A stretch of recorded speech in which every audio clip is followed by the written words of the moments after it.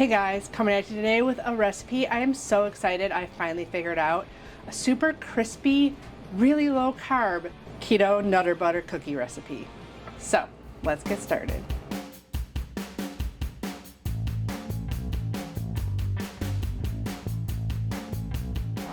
Hey everyone, welcome back. If you're new here, thanks for joining me. My name's Alycia. I'm a pastry chef with a sweet tooth. Now I own a keto gluten-free bakery, Sugar Swap Bake Shop, and I'm here to teach you all the tips and tricks and how I come up with these recipes so that you guys can have the confidence to make your own keto creations. So if you enjoy my videos, please hit the subscribe button down there, give the video a thumbs up, share with all your friends and family. It all helps me to bring you new videos every week. Today, finally, keto nutter butter cookies. Now this recipe is the perfect example of me showing you and telling you all the tips and tricks on how to bake keto baked goods, because this recipe was still difficult to figure out, but the first iteration was good. It just wasn't as crispy as I wanted it. So I didn't have any complete fails because I used recipes I have on my channel already and the tips and tricks from all those in order to figure out this recipe. So my first one was fine, it just wasn't super crispy. And that was the hardest part about this recipe, is because when you add peanut butter into the mix, it just makes things more difficult. So I took my graham cracker recipe and my Oreo cookie recipe, both crispy recipes, and figured out a base peanut butter cookie. It took me a while to figure out, and finally the thing that helped make it a crispy cookie was adding an egg. I really didn't want to add an egg because it's so much easier for me to throw together a dough that I don't have to worry about having a room temperature egg for. And it's just easier to not have to incorporate an egg into a dough. So I really was trying not to have to add an egg to the recipe. It took some experimenting, but I finally came up with a delicious 1 gram net carb for 3 cookies keto nutter butter cookie recipe. So let's jump into the recipe. So it starts out pretty much like all my other cookie recipes, creaming the butter and sweetener together.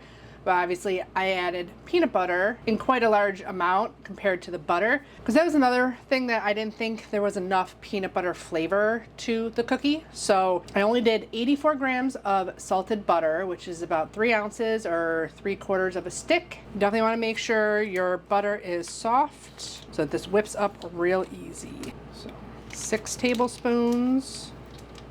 This is one of those recipes I definitely do suggest weighing, because the amount of butter and flour is kind of important for the spread and for the crispiness and stuff like that. Like my butter cookie recipe, some people would have problems with it if they were using like tablespoon measures, because butter cookies aren't supposed to spread. They're supposed to keep their shape.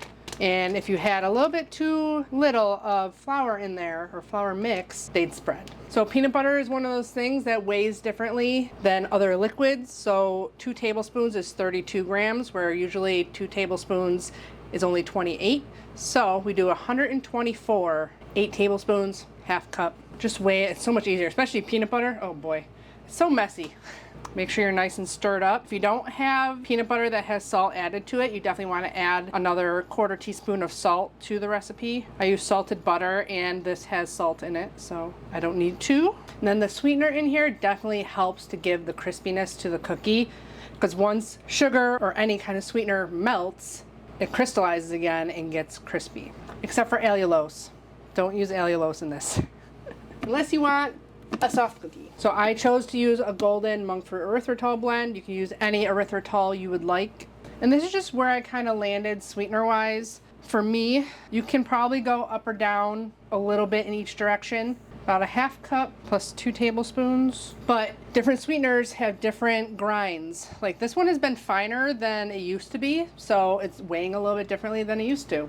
Finer grinds usually tend to weigh less than the bulk granular ones. So you need more cups for something like a powdered.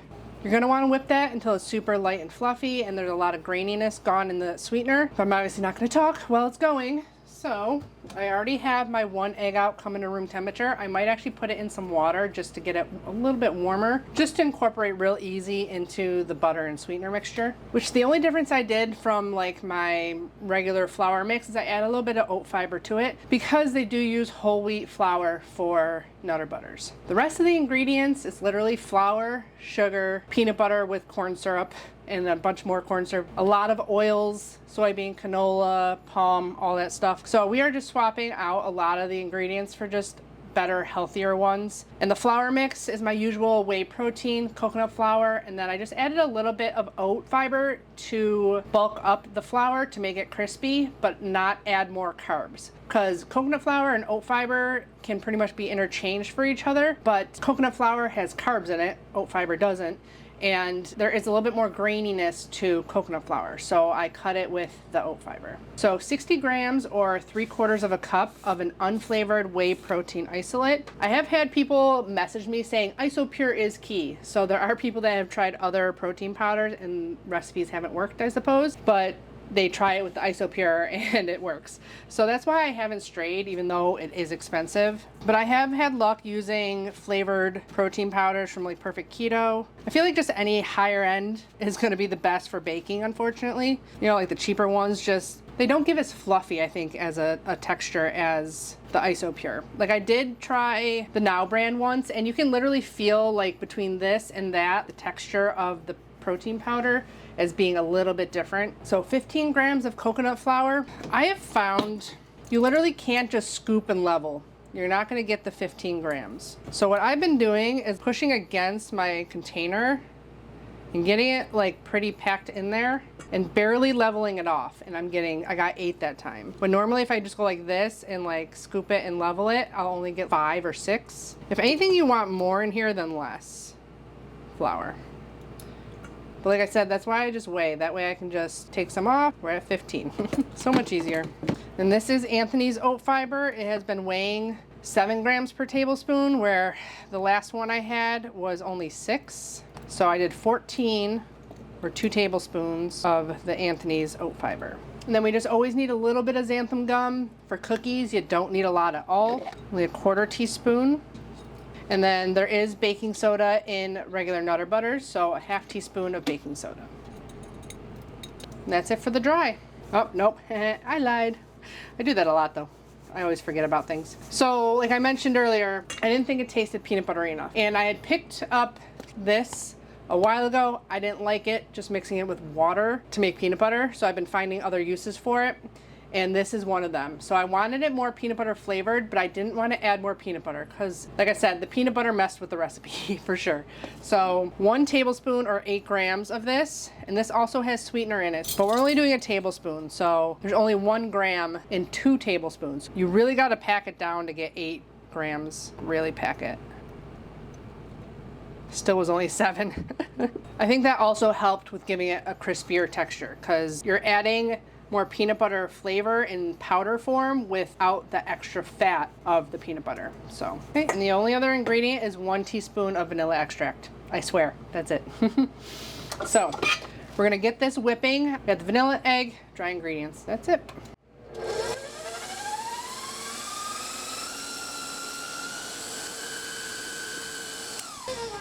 I definitely have to stop and scrape down several times. You probably won't need to as much because this is such a big bowl. It's actually better with more batter and stuff like that in it. So it's always easier to make bigger amounts for me than smaller amounts. This is still gonna make like 46 cookies. Just doing this until it's super fluffy. Oh, and I also added that peanut butter powder to the dough because I was already planning on using it to make the filling. So I had it on hand anyways. You're gonna need that. I found mine at Walmart. It's not something that is gonna be hard to source.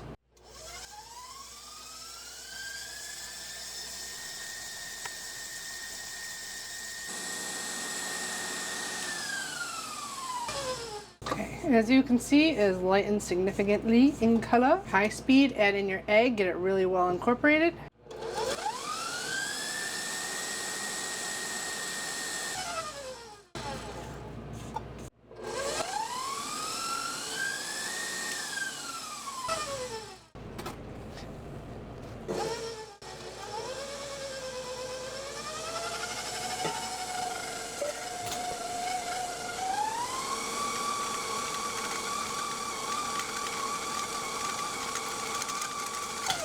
Okay, just want to do it until you got a dough formed. You don't want to work it too much because the oils can kind of seep out. Now we are rolling this out to a 6-inch thick, which is why I love having my rolling pin that has the bands on it. We are going to split it into 2 pieces. So this should be 480, so 240 would be half. Kind of do it into like oblong shape because it's always easier to get it to go this way than it is to go that way. It was amazing to me how many recipes online there were that weren't crispy cookies still. They were like soft peanut butter cookies, and now I know why, because it's not easy to get crispy peanut butter cookies. But I finally figured it out. Got stuff on my board. Make sure you have a clean surface. Every once in a while, release.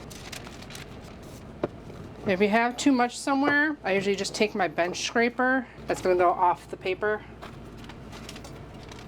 Add it to someplace else. When you pretty much got it to the thickness, we gotta talk about how we're gonna get this peanut shape. Now you obviously don't have to do this. You can just do round, just like my Oreos. Spoiler alert, I might be selling these on my website, but not in peanut shape.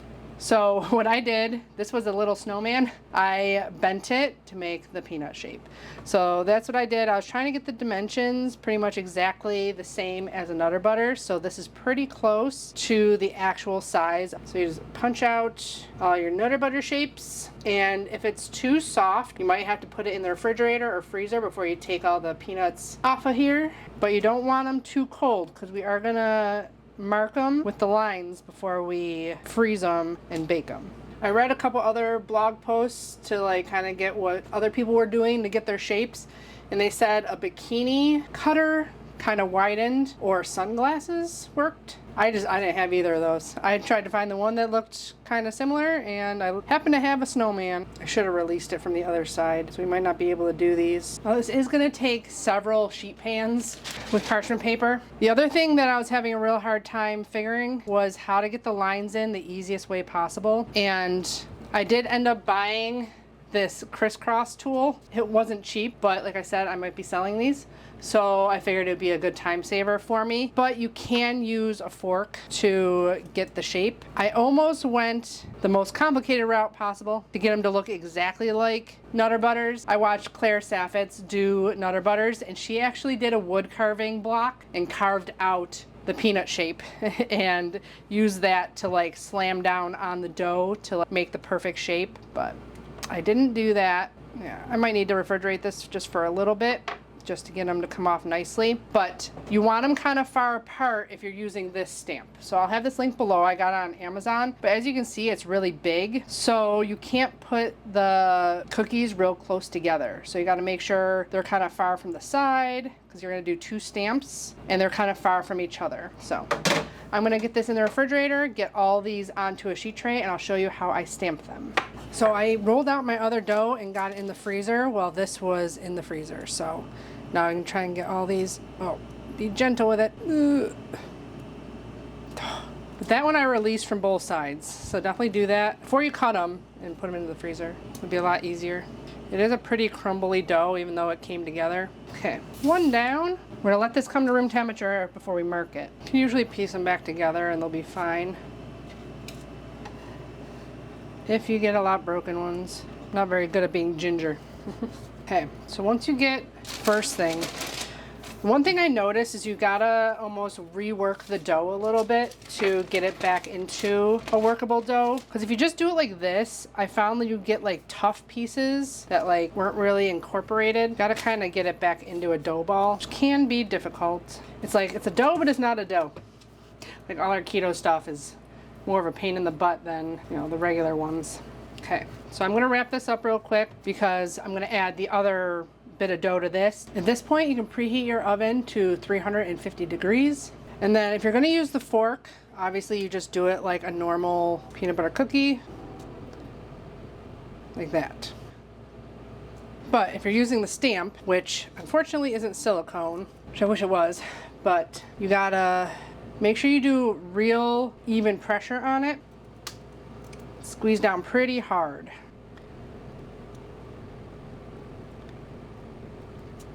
So you want to kind of have like, I don't know, a little bit sticking out each side when you do it.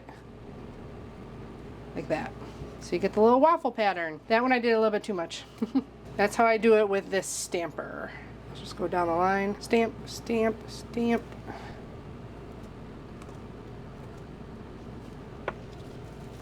They're still not as perfect looking as I wish. Like, they don't look exactly like Nutter Butters, but closest I could get with the least amount of work, I suppose. I mean, it's really not that difficult to do this or the fork, but the fork is just kind of a pain in the butt.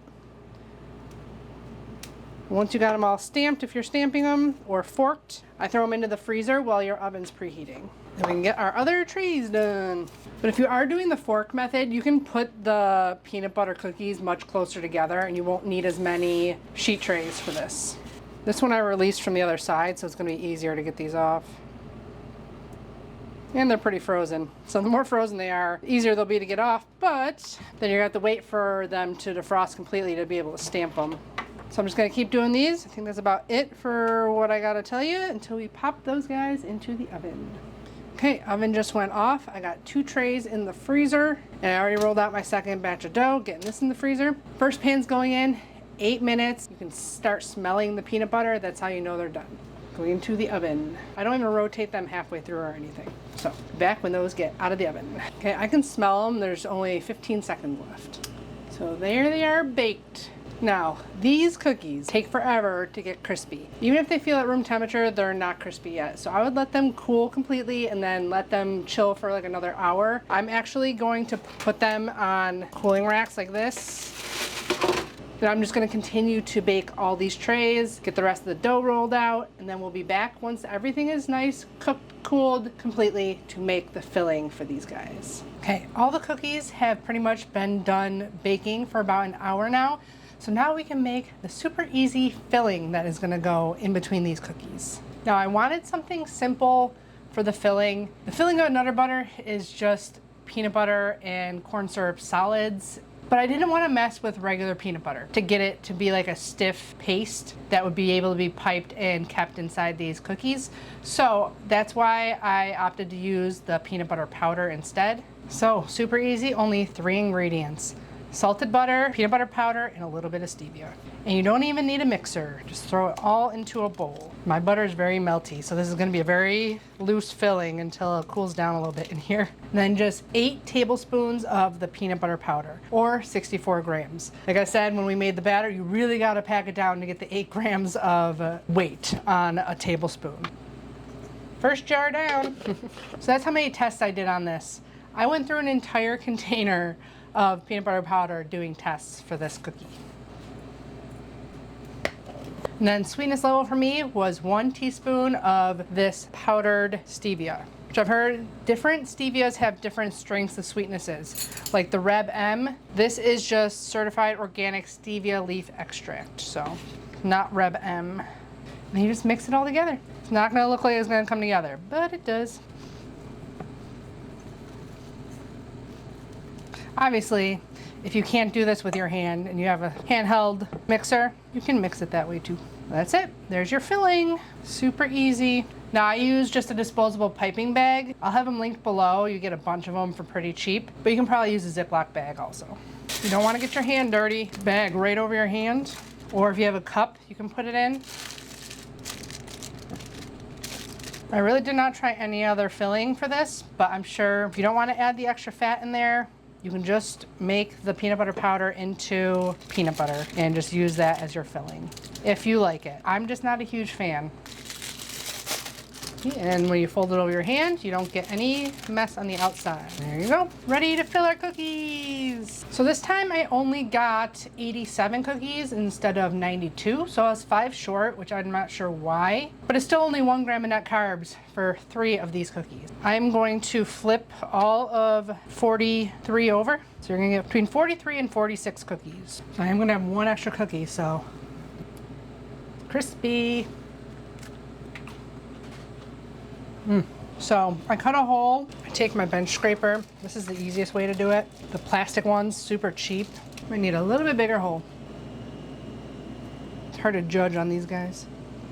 Like that, and into the middle. They are a little bit thinner in the middle.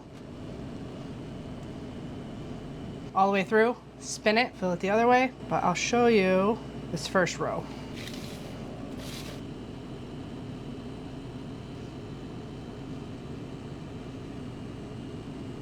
Got our other whole tray, and you set them on, and you squish them in like that. So you got a nice Nutter Butter cookie.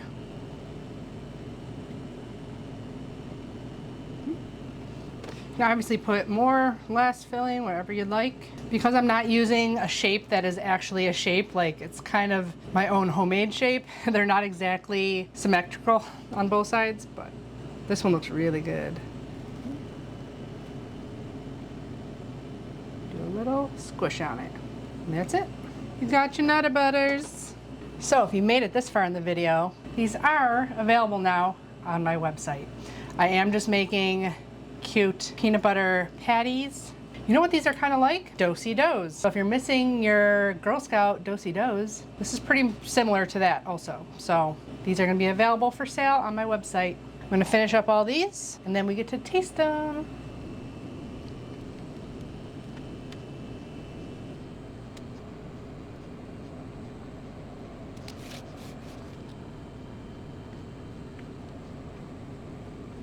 And we have about enough for another 3 cookies, which is what I was short. So just enough filling.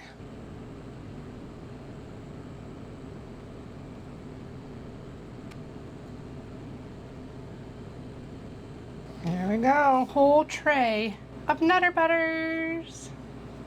If you plan on keeping these longer than, 2 weeks, I'd say, you probably don't want to keep them out on the countertop. You probably want to keep them in the refrigerator. But they stay crispy for a long while. These ones I made over a week and a half ago, and they're still crispy. So I'm gonna get cleaned up here and we'll give them a taste. Okay, so I did a little bit of checking because I wanted to see the nutrition like against each other and how much these weigh to the regular Nutter Butters, and they're almost exactly the same. They're 2 grams lighter than a regular Nutter Butter. And like I said, you can have 3 for 1 gram net carbs, but I changed the nutrition label to 2 so that I could better compare the Nutter Butter nutrition label because it's for 2 cookies, which who eats only 2 cookies? But I digress. They have the same amount of calories, obviously no grams of added sugar, and these are triple the protein of Nutter Butters. So I'd say a pretty good swap, and they look pretty similar to a regular Nutter Butter. I wish I had some to next to each other to compare, but I mean the look may not be exactly the same with the lines on it and stuff, but I'm pretty proud of these keto Nutter Butters. They're not super sweet, a little bit salty, got a lot of nice peanut butter flavor, and nice and crunchy. They're so good. I've been snacking on a lot of them, and I'm still not sick of them. They're so good. And so low carb. I'm really excited to have a whole nother batch of these. They are delicious. So I hope you guys enjoy this recipe and give it a try for yourself. Whether you make them in a peanut shape or just round like do-si-do cookies, they definitely have that flavor because it's like a whole wheat graham almost for the do-si-dos. And with the oat fiber and the coconut flour, definitely gives that texture. Let me know down in the comments below if you give these a try and how you liked them, how everyone else enjoyed them. They really don't taste keto because it's just a lot of peanut butter. It's not a ton of sugar alcohols. They're just a delicious crispy cookie. Also, let me know what other cookies are you missing. I am probably going to be working on a crispy chocolate chip cookie. People have been asking for that for a while. Problem is I've never had a Tate's cookie, so I don't know really what to compare it to. I'm just going to have to make my own version of a crispy chocolate chip cookie. But now that I have this, Oreos, graham crackers, I'm sure I can figure out a crispy chocolate chip cookie also. But what other cookies am I missing? Let me know down in the comments below. Don't forget to check out my Amazon shop page. The link is down in the description box below. I'll have all the ingredients and equipment I used here, so click those links. If you want to purchase something, it definitely helps me out. And don't forget, there's also a blog link that will be linked below for the full recipe. Give the video a thumbs up if you enjoyed it. Subscribe if you haven't already. As always, I'll be back with many more keto, low-carb, healthy meals, desserts, and snack recipes. Bye, guys. Happy keto baking!